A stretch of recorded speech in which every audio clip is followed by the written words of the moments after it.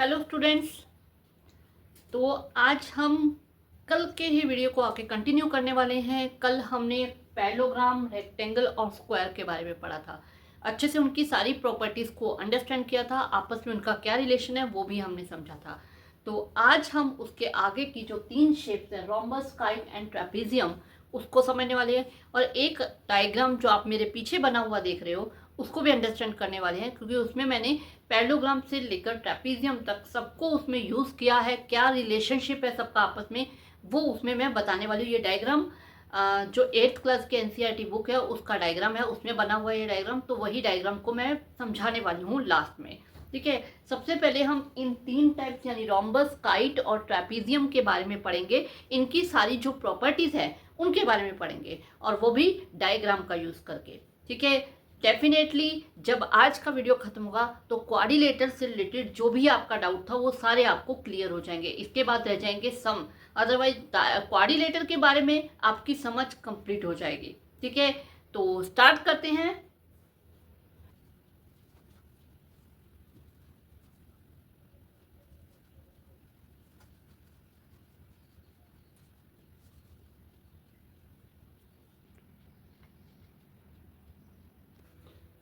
तो स्टार्ट करते हैं हम।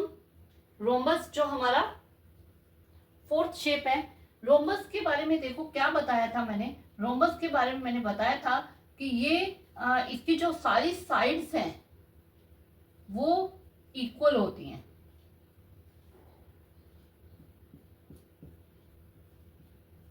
All sides are equal. Rhombus की पहचान यही बताई थी जिसकी सारी साइड्स इक्वल हों और वो स्क्वायर नहीं है, मतलब उसके एंगल 90 डिग्री नहीं है लेकिन उसकी साइड सारी इक्वल है, वो रोम्बस है। ठीक है, अब रोम्बस के बारे में अगर हमें प्रॉपर्टीज लेनी है, जैसे मैंने यहाँ पे इसे नाम दे दिया है P Q R and S, ये नाम दे दिया है। ठीक है, इसकी फर्स्ट प्रॉपर्टी देखो क्या है। इसकी फर्स्ट प्रॉपर्टी है पैरेललोग्राम वाली, यानी कि इसकी जो ऑपोजिट साइड होती हैं, ऑपोजिट जो साइड्स होती हैं वो पैरेलल होती हैं each other, parallel to each other. ठीक है, यानी कि ये वाली साइड जो है वो इसके पैरेलल है और ये वाली जो साइड है वो इसके पैरेलल है। तो इसकी ऑपोजिट साइड पैरेलल होगी, यानी कि ये पैरेललोग्राम की एक प्रॉपर्टी होल्ड करता है कि इसकी ऑपोजिट साइड जो है पैरेलल होती है। पैरेललोग्राम में होता है ऑपोजिट साइड इक्वल होती है, लेकिन इसमें सारी साइड इक्वल है, तो डेफिनेटली ऑपोजिट साइड भी इक्वल है। अगर मैं कहूँ इसकी सारी साइड 4 सेंटीमीटर है तो ऑपोजिट साइड इक्वल आ गई ना, तो ये वाली प्रॉपर्टी भी पैरेललोग्राम की होल्ड करती है। इसीलिए वहां पे पैरेललोग्राम को भी रोम्बस के साथ हमने थोड़ा सा इंक्लूड किया है।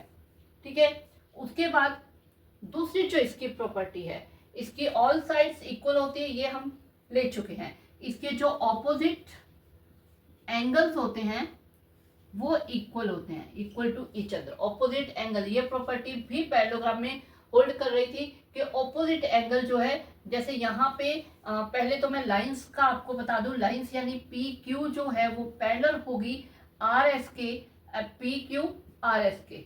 ठीक है,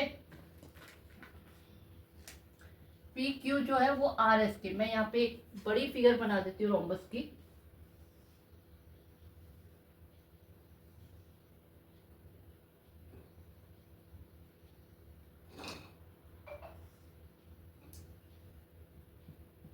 तो ये जो रोम्बस है इसकी जो ऑपोजिट साइड है वो पैरेलल है,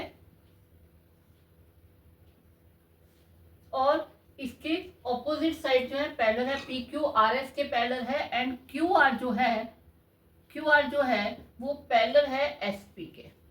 ठीक है, और इसकी सारी साइड्स इक्वल है, और इसके जो ऑपोजिट एंगल है यानी कि पी एंगल जो है, एंगल पी जो है वो एंगल आर के इक्वल है, और एंगल क्यू जो है वो एंगल एस के इक्वल है।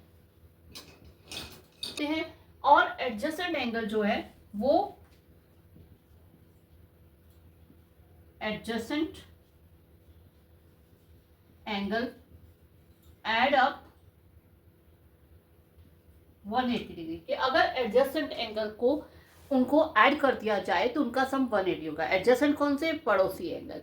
ठीक है। जैसे कि यहाँ पे P और Q, angle P plus angle Q जो है वो 180 बनेगा। इसी तरह Q एंड R जो है वो 180 बनाएगा। इसी तरह R and S, R plus S जो है वो 180 होगा। ठीक है। इसका एक एग्जाम्पल मैं देती हूँ। मान लो ये है 80 डिग्री, तो ये भी 80 होगा, ऑपोजिट एंगल इक्वल है। ठीक है। अब मैंने क्या बोला, इन दोनों का सम 180 है, तो ये कितना आ जाएगा, ये 100 आ जाएगा। अब ये भी 100 होगा। इन सबको ऐड कर लो तो इनका सम 360 बन जाएगा डेफिनेटली। ठीक है। अब ये इसी तरह आर और एस एंड पी भी 180 बनाएंगे। ठीक है।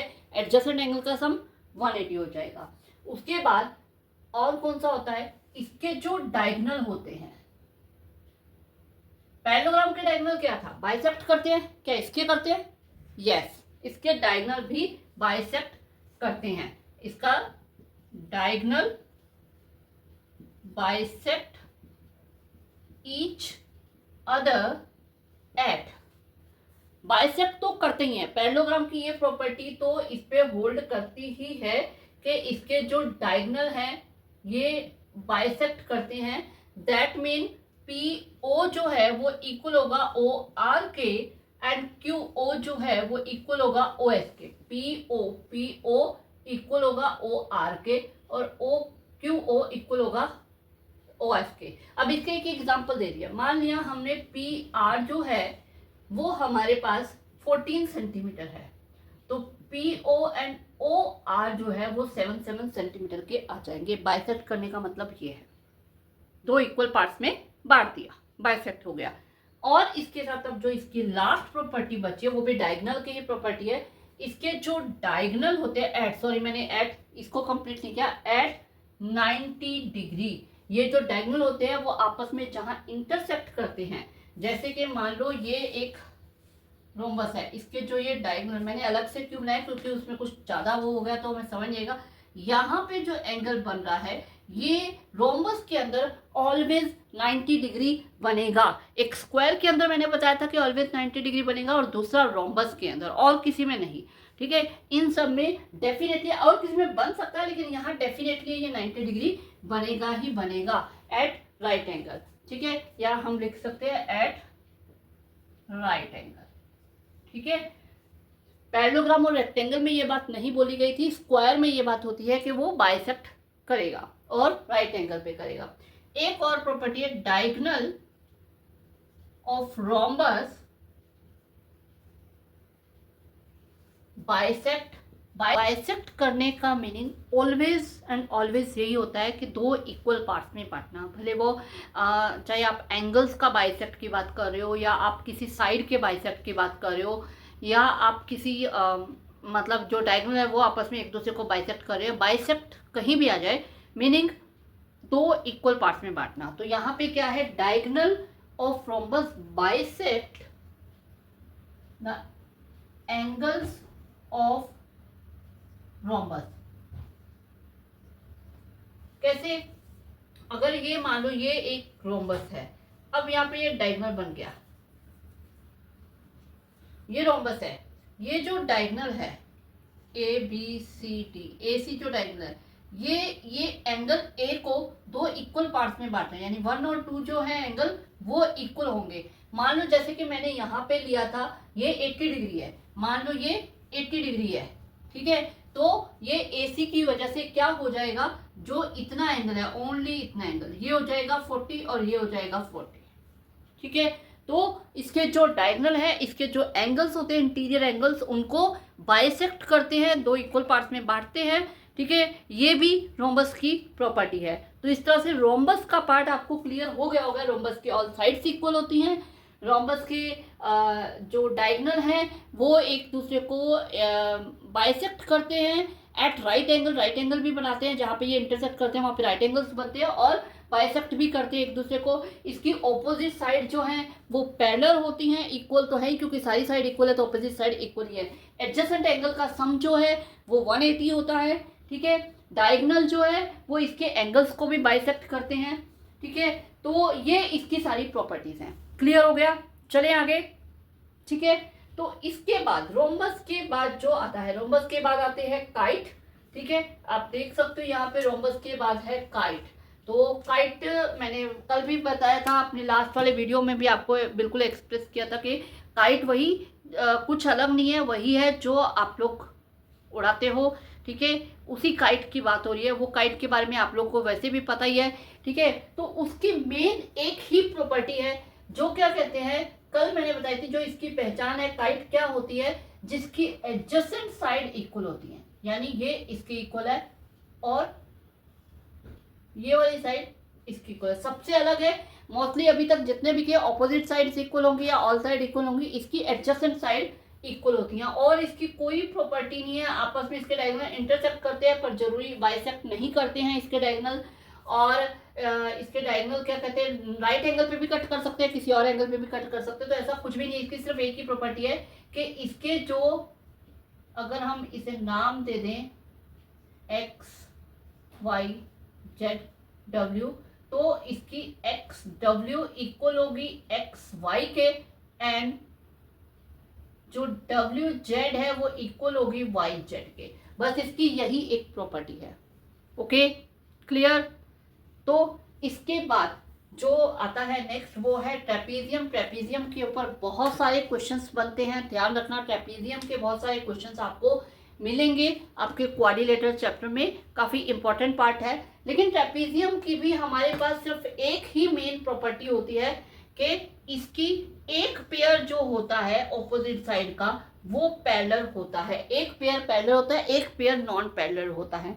वैसे हम ट्रेपीजियम इसे बोलते हैं, लेकिन अगर किसी के दोनों पेयर पैरेलल हो तो वो पैरेललोग्राम बन जाता है। लेकिन वो ट्रेपीजियम तो है ही, क्योंकि ट्रेपीजियम की मेन प्रॉपर्टी यही है कि इसका एक पेयर पैरेलल होना चाहिए। ठीक है, तो ये एक पेयर पैरेलल होता है और एक पेयर नॉन पैरेलल, तो ये ट्रेपीजियम होगा, ये पैरेललोग्राम नहीं होगा। लेकिन अगर पैरेललोग्राम की बात करें तो वो ऑलरेडी ट्रेपीजियम तो है ही। ठीक है, यहाँ पे मैंने यही चीज बताई है, देख सकते हो आप, ये ट्रेपीजियम है। ट्रेपीजियम मतलब सारे पैरेललोग्राम ट्रेपीजियम तो है ही, क्योंकि ट्रेपीजियम की मेन एक ही प्रॉपर्टी है, एक ऑपोजिट पेयर पैरेलल होना चाहिए। तो पैरेललोग्राम में पैरेलल ही होते हैं। रेक्टेंगल में भी उसके सारे जो ऑपोजिट साइड है वो पैरेलल होती है, तो वो भी ट्रेपीजियम तो है ही। ठीक है, स्क्वायर के भी ऑपोजिट साइड पैरेलल होती हैं, तो इसलिए वो भी सारे जो हैं ट्रेपीजियम तो है, इसीलिए इसको ट्रेपीजियम में मैंने लिया है। काइट की बात आ जाती है तो काइट सबसे अलग होता है, लेकिन कुछ काइट जो हैं मैंने रोम्बस में लिए हैं, कि हो सकता है आप देखते हो कई बार काइट्स ऐसी होती है जिनकी सारी साइड इक्वल होती हैं, सारी साइड्स इक्वल होती हैं। अब सारी साइड अगर इक्वल हो मतलब ऐसी काइट भी बनती हैं जिनकी सारी साइड्स इक्वल हो। सारी साइड्स इक्वल हैं तो वो एक रोम्बस हो गई, और सारी साइड इक्वल होने के साथ बाय चांस यहाँ पे 90 डिग्री एंगल भी बन जाए काइट का तो वो स्क्वायर हो गई। ठीक है, तो इसलिए मैं कुछ पार्ट इनका आप देख सकते हो, काइट का कुछ पार्ट स्क्वायर और कुछ पार्ट रोम्बस में जा रहा है। ठीक है, बाकी रोम्बस जो है वो भी ट्रेपीजियम को, रोम्बस की भी ऑपोजिट साइड पैरेलल तो होती है, वो तो हमने रोम्बस में पढ़ा ही है कि ऑपोजिट साइड जो है वो पैरेलल होती है, तो इसलिए वो सारे रोम्बस ट्रेपीजियम तो है ही। इसीलिए ये डायग्राम जो है वो इसी चीज को एक्सप्रेस करता है। ट्रेपीजियम यानी पैरेललोग्राम भी ट्रेपीजियम है, रेक्टेंगल भी ट्रेपीजियम है, स्क्वायर भी ट्रेपीजियम है। लेकिन ट्रेपीजियम पैरेललोग्राम होगा ये नहीं होता है। ट्रेपीजियम पैरेललोग्राम नहीं हो सकता, क्योंकि ट्रेपीजियम हम इस टाइप का लेते हैं कि उसमें एक ऑपोजिट पेयर पैरेलल है और एक ऑपोजिट पेयर नॉन पैरेलल है। जब नॉन पैरेलल आ गया तो वो पैरेललोग्राम नहीं होगा, पैरेललोग्राम नहीं होगा तो वो रेक्टेंगल तो हो ही नहीं सकता, और रेक्टेंगल नहीं है तो वो स्क्वायर भी नहीं हो सकता। तो इसलिए यही है कि ऑल पैरेललोग्राम्स को हम ट्रेपीजियम बोलेंगे, लेकिन सारे ट्रेपीजियम को हम पैरेललोग्राम या रेक्टेंगल नहीं बोल सकते। क्लियर, ये डायग्राम भी साथ में मैंने आपको क्लियर कर दिया है। ओके, तो जो नॉन पैरेलल साइड होती है वो इक्वल हो तो उस ट्रेपीजियम को हम आइसोस्केलेस ट्रायंगल आइसोस्केलेस ट्रेपीजियम बोलेंगे। बस एक ट्रेपीजियम की ये प्रॉपर्टी होती है, बाकी ये दोनों पैरेलल है तो आप देख सकते हो ये जो एंगल होंगे ये कोई इंटीरियर एंगल बन जाएंगे। पैरेलल लाइन की ये जो एंगल होते हैं ये कोई इंटीरियर होते हैं, इस तरह से ये दोनों कोई इंटीरियर होंगे, यानी इनका जो सम है वो 180 होगा। इसी तरह ये दोनों पैरेलल है तो इनका सम 180 होगा। सारे एडजेसेंट एंगल का सम 180 नहीं होगा, ये ध्यान रखना। मैंने इसीलिए यहाँ पे बना के बताया है। रोम्बस में जैसे सारे एडजेसेंट एंगल का सम 180 था, लेकिन यहाँ नहीं होगा। क्योंकि यहाँ पे ये दोनों पेयर पैरेलल हैं लेकिन ये दोनों पैरेलल नहीं है, तो इनका सम 180 होगा, इनका सम 180 होगा, यानी पैरेलल लाइंस के साथ जो को इंटीरियर एंगल बन रहे हैं उनका सम 180 होगा। ठीक है, क्लियर हुआ? आई होप ये जो हमने 3 दिन में क्वाड्रिलेटर्स का जो बेसिक का पार्ट किया है, मतलब क्वाड्रिलेटर्स क्या होते हैं, उसके टाइप्स, और उसके साथ हमने क्या किया है, सारे जो इसके टाइप्स उनकी प्रॉपर्टीज़ को हमने डीपली किया है। मैंने कोशिश की है कि आपको अच्छे से समझा सकूं। तो आई होप सब लोगों को अब क्वाड्रिलेटर की प्रॉब्लम बिल्कुल क्लियर हो गई होगी। 7th 8th 9th 10th सब में क्वाड्रिलेटर का पार्ट है, तो सब में ये आपको हेल्पफुल रहेगा। अगर कॉम्पिटिटिव एग्ज़ाम देने जा रहे हो इसके बाद, ग्रेजुएशन के बाद या 12th के बाद, तो वहाँ भी ये पार्ट बहुत हेल्पफुल रहेगा। ओके, तो मिलते हैं आगे कुछ और वीडियोस के साथ। मैं लॉन्ग डिवीज़न मेथड जो है स्क्वायर रूट का वो भी आपको करवाने वाली हूँ, वो भी मेरा वीडियो आने वाला है, स्पेशली 8th क्लास के बच्चों के लिए बहुत हेल्पफुल होगा, तो वो मैं करवाने वाली हूँ। ठीक है, तो मिलते रहेंगे, आगे भी मेरे वीडियोस आते रहेंगे और देखते रहना।